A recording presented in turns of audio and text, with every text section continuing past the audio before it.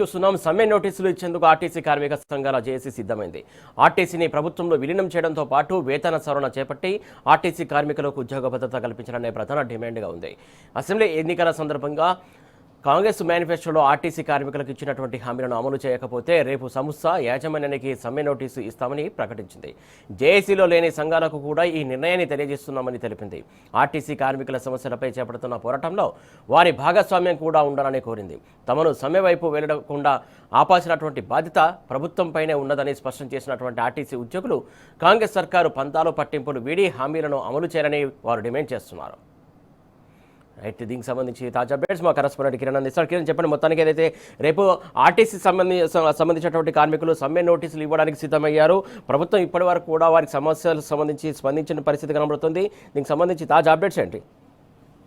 ఏదైతే రేపు మధ్యాహ్నం ఆర్టీసీ యాజమాన్యానికి ఆర్టీసీ సంఘాలన్నీ కూడా జేఏసీ సమ్మె నోటీస్ ఇవ్వబోతా ఉన్నారు. ఇటీవల గత నెల 24వ తేదీన భారీ ర్యాలీతో పాటు ఏదైతే ధర్నాను కూడా నిర్వహించారు. అయితే వారి సమస్యలు ఏవైతే ఉన్నాయో ప్రధానంగా ఆర్టీసీకి సంబంధించినటువంటి విలీనం ఏదైతే ఉందో ప్రభుత్వంలో విలీనం చేయాలనే ప్రధాన డిమాండ్ తో పాటు అంతేకాకుండా వేతన సవరణ చేపట్టి ఇటు ఉద్యోగ భద్రత కూడా కల్పించడంతో పాటు ఎలక్ట్రిక్ బస్సులు ఏవైతే ఉన్నాయో అవన్నీ కూడా ప్రభుత్వమే కొనుగోలు చేసి ఇటు ఆర్టీసీకి అప్పగించాలి. అందులో ఆర్టీసీ డ్రైవర్లను మాత్రమే కొనసాగించాలి, ప్రైవేట్ వ్యక్తులకు ఇవ్వకూడదని కూడా వాళ్ళు డిమాండ్ చేస్తా ఉన్నారు. ప్రధానంగా ఆర్టీసీ సమస్యలు ఏవైతే ఉన్నాయో గత 2.5 సంవత్సరాల నుంచి కూడా రాష్ట్ర ప్రభుత్వం కాంగ్రెస్ ఏర్పడినప్పటి నుంచి ఆర్టీసీ ఉద్యోగులను కావచ్చు, ఆర్టీసీ కార్మికులను కూడా పట్టించుకున్నటువంటి పాపన పోలేదు.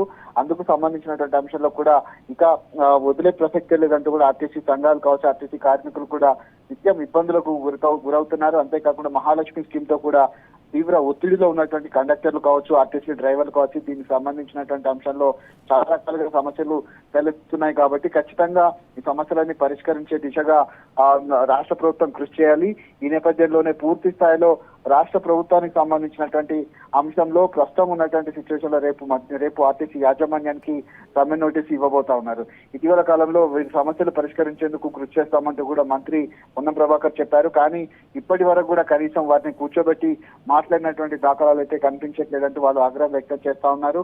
ఖచ్చితంగా ఉద్యోగ భద్రత కల్పించడంతో పాటు ఆర్టీసీని ప్రభుత్వంలో విలీనం చేయడంతో పాటు అంతేకాకుండా ఎలక్ట్రిక్ బస్సులు ఏవైతే ఉన్నాయో అవన్నీ కూడా పెద్ద మొత్తంలో హైదరాబాద్ లో తిప్పేందుకు ఆర్టీసీ యాజమాన్యం కావచ్చు ప్రభుత్వం కసరత్తు చేస్తుంది. అయితే అందులో ఉన్నటువంటి పనిచేసేటువంటి మెకానికులు కావచ్చు, డ్రైవర్లందరినీ కూడా ప్రైవేట్ వ్యక్తులను తీసుకున్నటువంటి అవకాశం అయితే కనిపిస్తుందని కూడా వాళ్ళు డిమాండ్ చేస్తా ఉన్నారు. ప్రధానంగా ఆర్టీసీ ఉద్యోగులు ఎవరైతే ఉన్నారో డ్రైవర్లను ఖచ్చితంగా ఆర్టీసీలోనే కొనసాగిస్తూ ఎలక్ట్రిక్ బస్సులో కూడా ఉన్నటువంటి రీప్లేస్ అయినటువంటి బస్సులో ఖచ్చితంగా ఆర్టీసీకి సంబంధించినటువంటి నిపుణులు కలిగిన డ్రైవర్లను కొనసాగించాలనే డిమాండ్ పెద్ద ఎత్తున వినిపిస్తుంది. ఇటు ఈ సమస్యలన్నిటి పట్ల రేపు ఆర్టీసీ యాజమాన్యానికి అయితే సమ్మె నోటీసు ఇవ్వబోతా ఉన్నారు. కిరణ్, ముఖ్యంగా ప్రైవేటు బస్సులు కావచ్చు, ప్రైవేట్ వ్యక్తులను డ్రైవర్లుగా క్రమం మనం చూస్తూ ఉన్నాం. అంటే ఎందుకోసం ఈ కార్మికులు ఎక్కడ భయపడుతున్నారు, దేనికోసం అంటే ప్రధానంగా ఆర్టీసీని ప్రైవేటు పరం చేయడానికి సిద్ధంగా ఉందనే సంకేతాలు వస్తున్నాయి వాళ్ళకి ఏమైనా?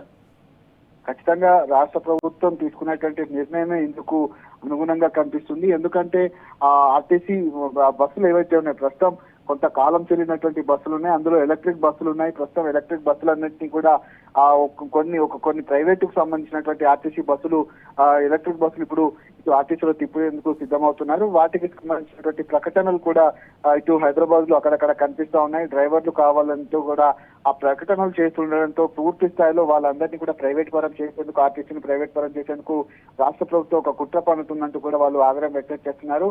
అందులో భాగంగానే ప్రస్తుతం ఉన్నటువంటి సిచ్యువేషన్ లో డ్రైవర్లను కూడా ఖచ్చితంగా ఎలక్ట్రిక్ బస్సుల్లోనే ఆర్టీసీకి సంబంధించినటువంటి డ్రైవర్లను కొనసాగించాలనే డిమాండ్ కూడా వినిపిస్తోంది.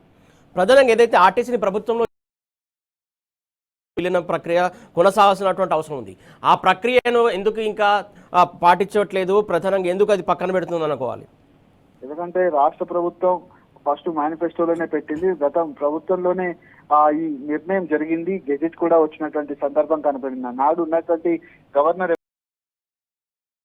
అంశంలో కూడా అప్పుడు ఉన్నటువంటి గవర్నర్ తమిళిసై సౌందరరాజన్ కూడా దీన్ని తీసుకునేందుకు ఇబ్బందులకు గురి చేసినటువంటి పరిస్థితి కనిపించింది. అందులో భాగంగానే ప్రస్తుతం ఉన్నటువంటి గవర్నర్ కు సంబంధించినటువంటి అంశం రాష్ట్ర ప్రభుత్వం ఏర్పడినప్పటి నుంచి కనీసం ఈ ఆర్టీసీ విలీనాన్ని పట్టించుకోకపోగా దీన్ని చేసే ప్రసక్తే లేదంటూ కూడా వాళ్ళు చెప్పినటువంటి సందర్భాలు అయితే మనకు కనిపిస్తున్నాయి.